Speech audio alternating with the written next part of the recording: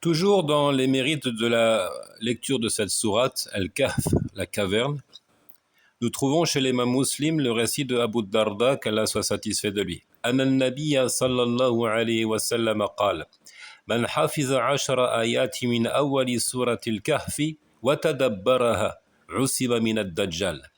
Le prophète, à lui les éloges et le salut, a dit: celui qui mémorise 10 versets du début de la sourate La Caverne, en d'autres termes, les 10 premiers versets de la sourate La Caverne, et qui les médite, alors il sera préservé contre l'antéchrist, il sera protégé contre l'antéchrist, Ad-Dajjal, l'imposteur. Donc tout d'abord, ici j'insiste sur cette portion du récit, et qui les médite. Le Coran ne profite véritablement que si l'individu en comprend le sens. Afala yatadabbaruna al-Qur'an am ala qulubin aqfaluha. Ne vont-ils donc pas méditer le Coran, ou bien y a-t-il des cadenas sur leur cœur? Afala yadabbaru al-qawl. Ne vont-ils donc pas méditer la parole? Il y a la nécessité de méditer pour comprendre et obtenir les fruits de cette méditation, être préservé de l'antéchrist. وفي روايات أخرى عند مسلم قال من آخر الكهف. Il faut savoir que toujours chez l'imam Muslim, dans d'autres versions, il a plutôt parlé des derniers versets de la sourate La Caverne, celui qui mémorise les 10 derniers versets. وعند أبي داود قال عليه الصلاة والسلام فيما صححه الألباني من حفظ من خواتم سورة الكهف. Chez l'imam Abu Daoud, dans un récit qui a été authentifié par Al-Albani, que le prophète dit, celui qui mémorise les derniers versets de la sourate de la caverne. Ici, sans préciser le nombre. Sans préciser le nombre.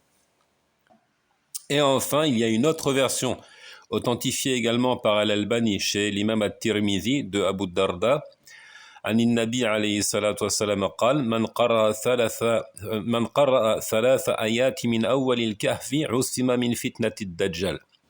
Dans cette version, le prophète dit: celui qui fait lecture de 3 versets du début de la sourate La Caverne, alors il est préservé contre la tentation de l'antéchrist. Donc ici, on parle du début de la sourate et on parle de 3 versets plutôt que 10. Donc toutes ces versions, en réalité, elles sont authentiques. Il est difficile d'en écarter certaines. Elles doivent être retenues les unes et les autres. Et lorsqu'on fait la jonction, on peut déduire ce qui suit. Sera préservé de la tentation de l'antéchrist celui qui mémorise les premiers ou les derniers versets de la sourate de la caverne. Qu'il s'agisse des 10 premiers, qu'il s'agisse des 10 derniers, ou encore des 3 premiers, ou encore des derniers versets sans préciser le nombre. C'est donc qu'il y a largesse ici. Il y a des facilités accordées aux musulmans. Ils ont la possibilité de mémoriser, que ce soit des premiers ou les derniers versets de la sourate. Le tout sera fructueux, le tout sera bénéfique pour lui, et notamment pour se préserver, comme il le dit, contre la tentation de l'antéchrist. Donc comment s'en préserver? De quelle manière est-ce que cela permettra d'être préservé? D'abord de manière très explicite, très claire, celui qui aura à rencontrer l'antéchrist, et qu'Allah nous en préserve, qu'Allah nous en préserve, celui pour qui Allah aura prédestiné la rencontre avec l'antéchrist, alors qu'il fasse lecture de ces versets face à lui. Ça, c'est un récit authentique que je cite ici. Man qaddara an yalqahu Allah. فقد روى مسلم عن النواس بن سمعان رضي الله عنه أن رسول الله صلى الله عليه وسلم قال فمن أدركه منكم فليقرأ عليه فواتح سورة الكهف. Récit de An-Nawas ibn Sam'an chez l'imam Muslim, le messager d'Allah, lui les éloges et le salut, dit: celui d'entre vous qui le rencontre, alors qu'il fasse lecture des premiers versets de la sourate La Caverne. فَمَنْ أَدْرَكَهُ مِنْكُمْ فَلْيَقْرَأْ عَلَيْهِ فَوَاتِحَ سُورَةِ الْكَهْفِ. Ainsi, il a à le croiser, à le rencontrer, à être face à lui, qu'il fasse lecture, qu'il fasse récitation des fawatih, c'est-à-dire des premiers versets de la sourate de la caverne dans cette version ici. Ensuite, les ulama ont divergé pour savoir de quelle manière est-ce que la mémorisation, la méditation, la lecture de ces versets peut préserver contre la tentation de l'antéchrist. Nous disons de prime abord que D'abord, il y a cet encouragement à faire lecture de la sourate chaque vendredi. En d'autres termes, il y a un encouragement à être attaché au livre, à le lire régulièrement, à ne pas s'éloigner trop longtemps, pas plus d'une semaine en tout cas, du livre et de la lecture du livre. Ce n'est pas sans nous rappeler la parole d'Allah subhanahu qui dit وَقَالَ الرَّسُولُ يَا رَبِّ إِنَّ قَوْمِ اتَّخَذُوا هَذَا الْقُرْآنَ مَهْجُورًا. Et le messager a dit, Seigneur, mon peuple a vraiment pris ce Coran pour une chose délaissée. Donc il ne faut pas délaisser le Coran, il faut y être attaché. Il faut le lire fréquemment et avec méditation. Et ça, c'est le meilleur moyen d'échapper à toute forme de tentation, pas seulement celle de l'antéchrist. Dans ce sens, le prophète alayhi salatu wassalam a dit Taraktu fikum amrayn lan tadillu ba'di ma tamassaktum bihima kitaballahi wa sunnati. J'ai laissé avec vous deux choses. Tant que vous y êtes attachés, alors vous ne serez pas égarés après moi, le livre d'Allah et ma sunna, ma tradition. Parmi les sagesses qui peuvent être soulignées, qui peuvent constituer une explication à la protection contre l'antéchrist en faisant la lecture ici, il dit يحتمل أن فواتح الكهف ذكرت أمر إنذار من ادعى النبوة لله عز وجل ومن ثم ادعى الألوهية لغير الله وذلك في قوله تعالى وينذر الذين قالوا اتخذ الله ولدا ونعلم أن الدجال سيدعي الألوهية ومن هنا جاءت المشابهة.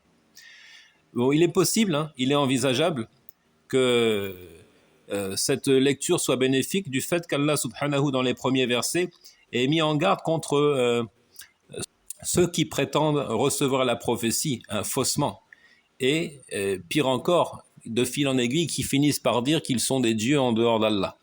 Et on le comprend à travers sa parole, verset 4. Et pour avertir ceux qui disent Allah s'est attribué un enfant, c'est-à-dire pour mettre en garde les chrétiens qui disent Jésus est le fils de Dieu, et qui finalement ont fini par adorer Jésus en dehors de Dieu et lui accorder le statut de divinité. Et en fait, il y a une ressemblance parce que nous savons que le Dajjal, l'antéchrist, commencera par dire qu'il est prophète. Il prétendra à la prophétie avant de se déclarer divinité, avant de dire je suis votre Dieu.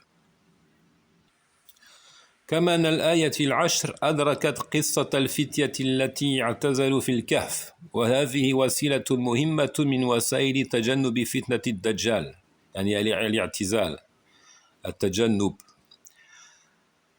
Également, nous soulignons que dans les premiers versets de la sourate, il y a l'histoire des jeunes gens qui se sont isolés dans la caverne, qui se sont réfugiés dans la caverne pour fuir les persécutions de leur peuple, pour fuir l'idolâtrie, et qui ont ainsi préservé leur religion. Et là encore, on peut imaginer que ça aide à se préserver contre la tentation de l'antéchrist. Il y aura la nécessité de se mettre à l'écart, de se mettre à l'abri. روى أبو داود عن عمران بن حسين رضي الله عنه قال قال رسول الله صلى الله عليه وسلم من سمع بالدجال فلينهى عنه فوالله إن الرجل ليأتيه وهو يحسب أنه مؤمن فيتبعه مما يبعث به من الشبهات. Donc dans le récit de Abu Daoud, d'après Imran ibn Hussein, le messager dit que celui qui entende, c'est-à-dire parler, pas seulement parler, mais qui entendent que l'antéchrist est apparu, alors qu'il s'éloigne, que celui qui entend parler de l'antéchrist s'éloigne, se mette à l'abri, s'écarte. Je jure par Allah qu'un homme viendra à lui pensant être croyant et finira par le suivre à cause de ce qu'il lance et propage d'ambiguïté, à cause de ce qu'il fait naître de doutes dans les cœurs.